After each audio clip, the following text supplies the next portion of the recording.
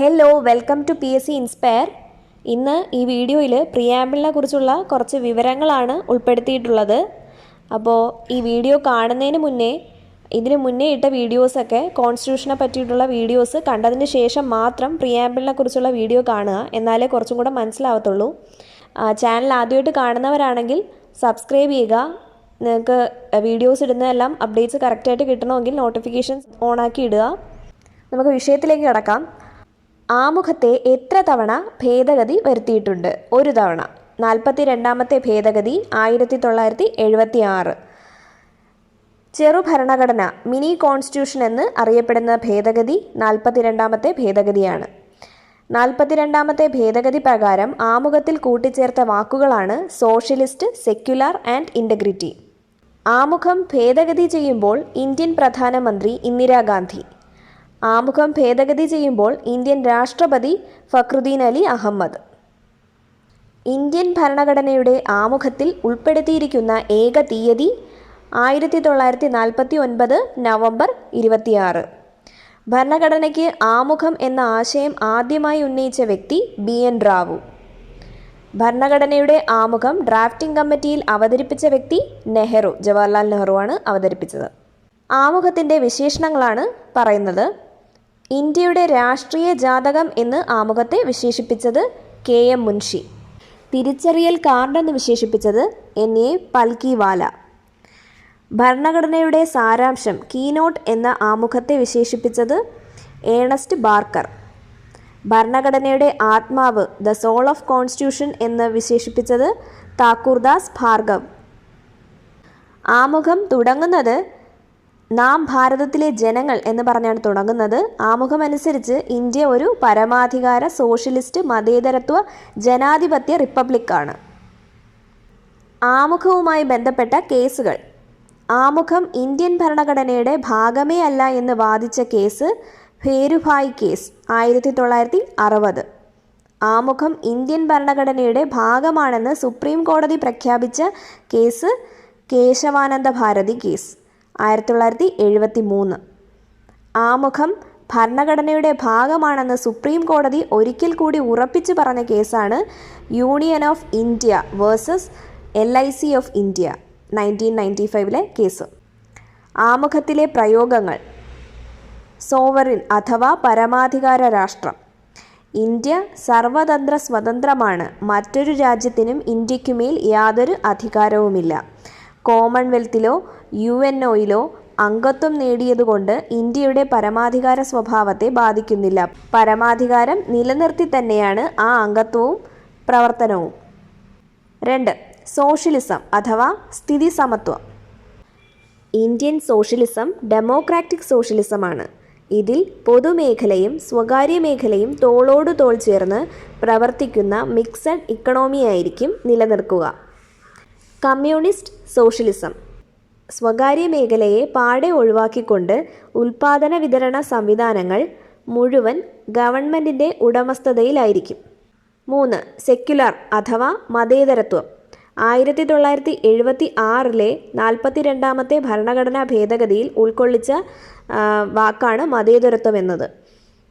1951 പാർലമെൻറ്റിലെ Hindu code bill സംബന്ധിച്ചുണ്ടായ ചർച്ചയിലാണ് doctor BR Ambedkar മതേതരത്വം എന്ന ആശയം പറഞ്ഞത്. അദ്ദേഹം പറഞ്ഞത് മതേതര രാഷ്ട്രം എന്നതുകൊണ്ട് ഉദ്ദേശിക്കുന്നത് ജനങ്ങളുടെ മതപരമായ വികാരങ്ങളെയും വീക്ഷണങ്ങളെയും പരിഗണിക്കുന്നില്ല എന്നതല്ല.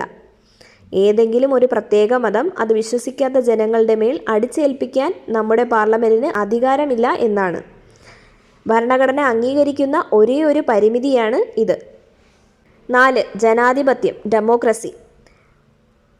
ജനാധിപത്യം 2 തരത്തിലുണ്ട്, ഡയറക്റ്റും ഇൻഡയറക്റ്റും. സ്വിറ്റ്സർലാൻഡിൽ നിലവിലുള്ളത് ഡയറക്റ്റ്, അതായത് പ്രത്യക്ഷ ജനാധിപത്യമാണ്.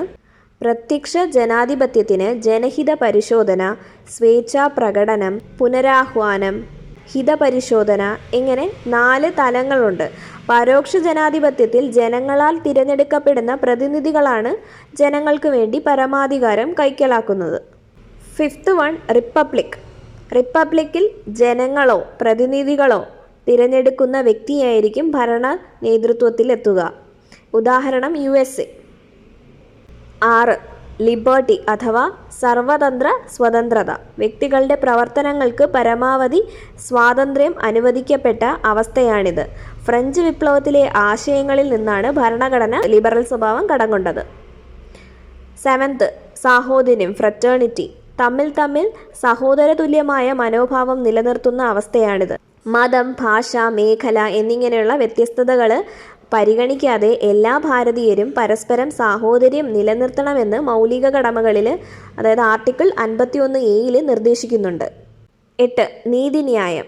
നീതിന്യായത്തിന് സാമൂഹിക നീതി, സാമ്പത്തിക നീതി, രാഷ്ട്രീയ നീതി എന്നിങ്ങനെ ഒരുപാട് അർത്ഥതലങ്ങൾ ഉണ്ട്.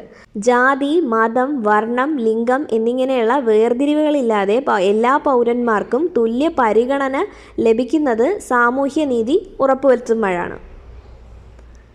സാമ്പത്തിക നീതി യാഥാർത്ഥ്യമാക്കണമെങ്കിൽ ധനസ്ഥിതി, വരുമാനം, ആസ്തികൾ ഇവയൊക്കെ പൗരന്മാർക്കിടയിൽ ഏകീകരിക്കപ്പെടണം.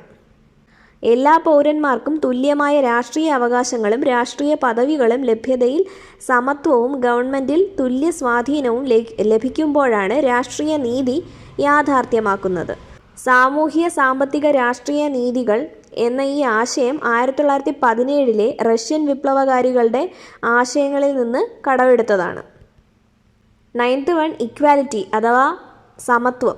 സമൂഹത്തിൽ ആർക്കും പ്രത്യേക അവകാശങ്ങളില്ലാത്ത അവസ്ഥയാണ് സമത്വം. പൗരന്മാർ എന്ന നിലയിലുള്ള സമത്വം, രാഷ്ട്രീയ സമത്വം, സാമ്പത്തിക സമത്വം ഇവയൊക്കെ തുല്യതയിൽ ഉൾപ്പെടുന്നതാണ്. രാഷ്ട്രീയ തുല്യതയ്ക്ക് 2 പ്രധാന സാഹചര്യങ്ങൾ നിലനിൽക്കേണ്ടതുണ്ട്. ജാതി, മത, വർഗ, ലിംഗ ഭേദമില്ലാത്ത വോട്ടവകാശമാണ്. അതാണ് ആർട്ടിക്കിൾ 325 പറയുന്നത്.